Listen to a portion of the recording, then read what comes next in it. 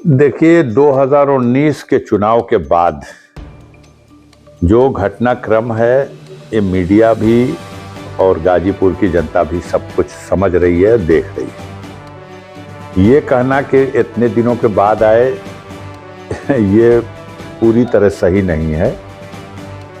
मैं अपने क्षेत्र में ही सारा समय बिताया। उस समय में जेल की अवधि भी जो है 90 दिन की, वो भी अपने क्षेत्र की ही जेल में बिताया। तो मैं जो सत्ता में बैठी हुई शक्तियां हैं, उन लोगों ने निशाने पर ले लिया और ये मन बना लिया कि इनको चुनाव लड़ने योग्य न रहने दिया जाए, क्योंकि जनता के फैसले से वो हताश और निराश है। अपने बहुत बड़े कद्दावर नेता को सामने लाए। दिल्ली में उनकी सरकार, प्रदेश में उनकी सरकार, और दो बार ऐसा हो गया। मनोज सिन्हा 2004 में भी मेरे मुकाबले चुनाव लड़े और बहुत बड़े अंतर से चुनाव हारे, और दूसरी बार हमारा उनका आमने सामने मुकाबला हुआ 2019 में। तब केंद्र में मोदी जी की सरकार, प्रदेश में योगी जी की सरकार, और लगभग 1.25 लाख वोटों के अंतर से, जबकि हर हथकंडा अपनाया गया था उस चुनाव में। चुनिंदा प्रशासनिक अधिकारियों को, दरोगाओं को, इंस्पेक्टरों को, सीओ और सब प्रशासनिक मशीनरी अपनी बैठाई गई थी। पैसा, धन, डर, खौफ सब इस्तेमाल हुआ, लेकिन गाजीपुर की महान जनता ने उनके हर तरह के कुचक्र को नाकाम कर दिया। जाति धर्म का भेद भी फैलाने की कोशिश हुई। तो ये लोग अब निराश हैं। ये जानते रहे कि अफजाल अंसारी अगर जनता के बीच में कोई निर्णय की बात आएगी तो मुश्किल है उसका मुकाबला कर पाना। तो षड्यंत्र किया गया। आप सभी इस बात के गवाह हैं कि भारतीय जनता पार्टी के राष्ट्रीय अध्यक्ष जेपी नड्डा जी जब अपना दूसरी पाली शुरू किए, चुनाव जीते अपने इंटरनल पार्टी का, संगठन के प्रेसिडेंट की हैसियत से, तो उन्होंने देश में पहली लोकसभा सीट गाजीपुर को चुना, जहां वो आए। और दूसरा कार्यकाल जब योगी जी ने प्रारंभ किया अपनी सरकार का, तो दूसरे कार्यकाल का पहला सार्वजनिक कार्यक्रम योगी जी भी और जेपी नड्डा जी का ये पहला कार्यक्रम था जो गाजीपुर में हुआ। और उसी समय इन लोगों ने अपने मंच के जो स्पीच है उसको आप पढ़िए, सुनिए, आज भी वो रिकॉर्ड पे है।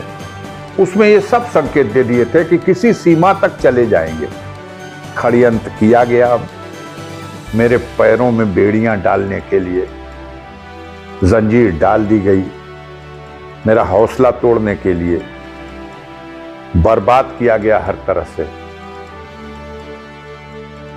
मेरी खड़ी खेतों में फसलों को बर्बाद किया गया, लेकिन मेरे फार्म हाउस को, मेरे खेत को, मेरे बाग को, मेरे घर को, मेरी संपत्तियों को, हर तरह से जो डैमेज कर सकते हैं, परिवार के सदस्यों को झूठे मुकदमों में फंसाना, और हमारे विरुद्ध एक ऐसे मुकदमे में जो मूल मुकदमा न्यायालय से हमें निर्दोष पाकर बरी कर चुका है, उस मुकदमे के, उस बरी हो गए मुकदमे को आधार बनाकर गैंगस्टर के मुकदमे में ट्रायल, और ट्रायल में फिर मेरी सजा का 4 साल की सजा का फैसला, ये सब एक बड़े षड्यंत्र का परिणाम था। अब जो जीता वही सिकंदर।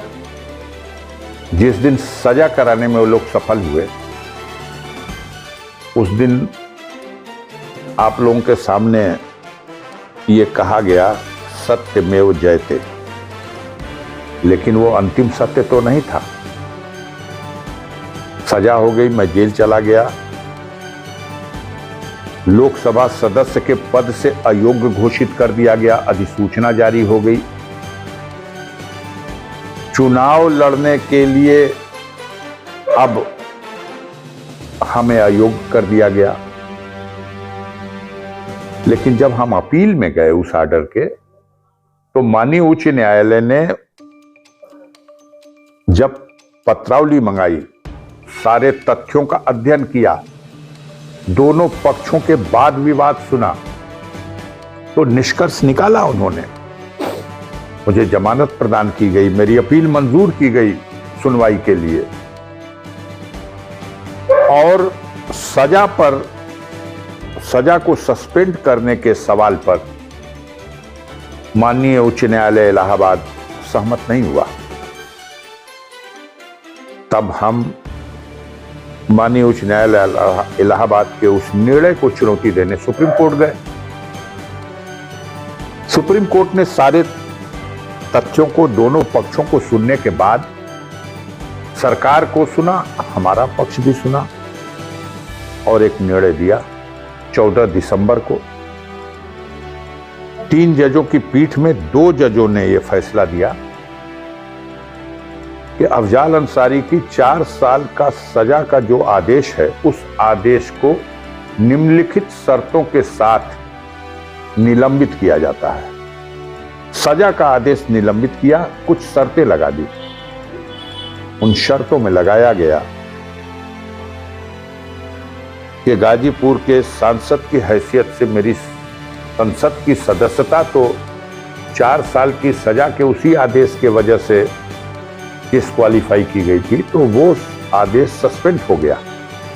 लेकिन आप सदन में डिबेट में भाग लेकर मतदान नहीं कर सकेंगे। और यह भी कह दिया गया कि इस अपील को जो आपकी पेंडिंग है इलाहाबाद हाई कोर्ट में, उसको 30 जून तक इलाहाबाद उच्च न्यायालय उसका निस्तारण करे, उसकी सुनवाई पूरी करे। अयोग्य नहीं रहेंगे अब आप।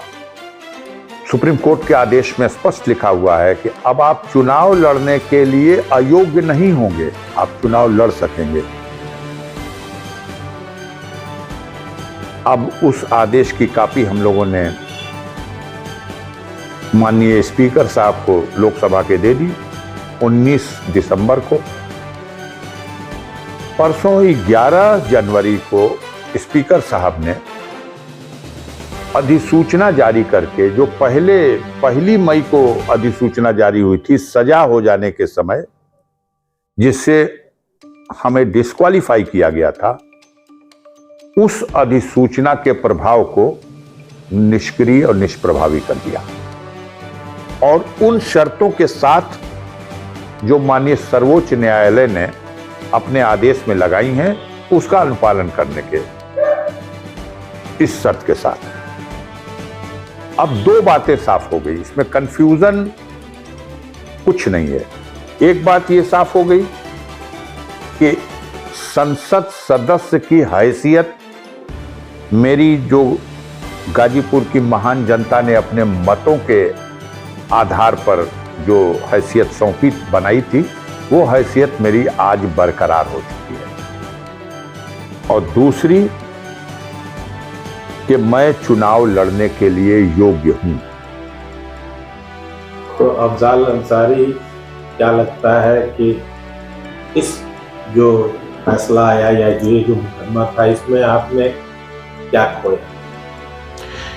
अपना समय और गाजीपुर की लाखों महान जनता को जो कष्ट हुआ, जो विकास के कामों में बाधा आई,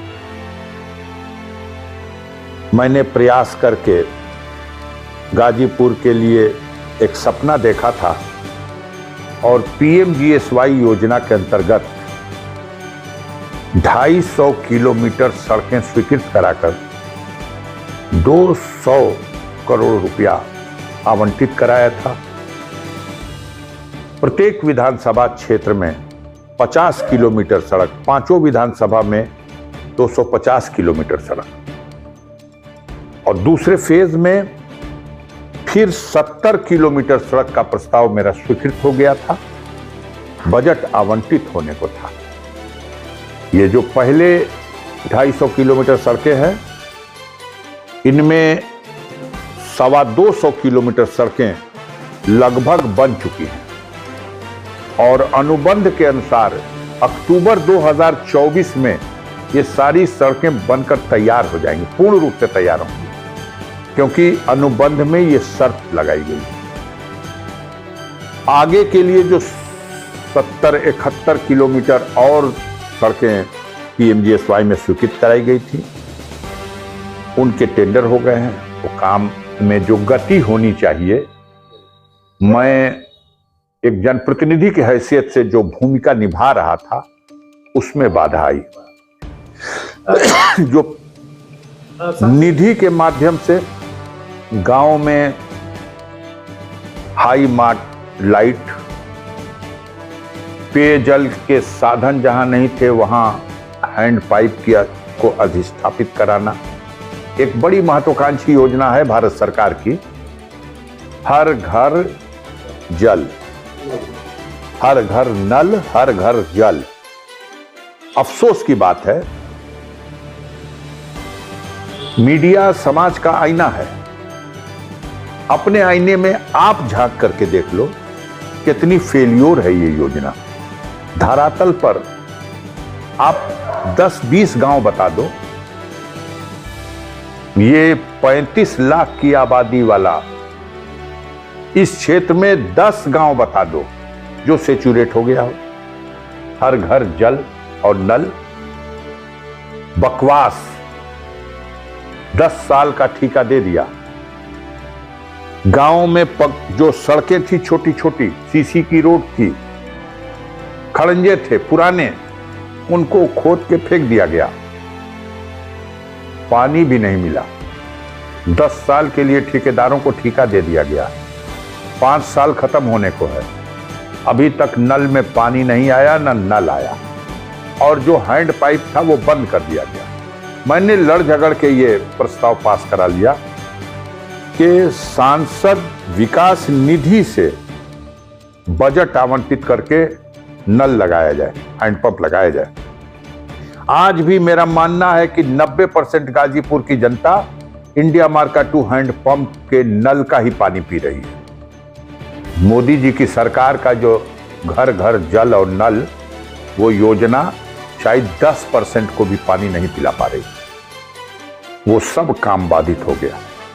जो कार्य योजनाएं संचालित हो रही थी, विभागों को पैसे आवंटित हो गए थे, लूट मची हुई है। ऐसा तो कोई पीरियड ही नहीं रहा। अफजाल अंसारी को कष्ट दो, ये तो बात समझ में आ रही है।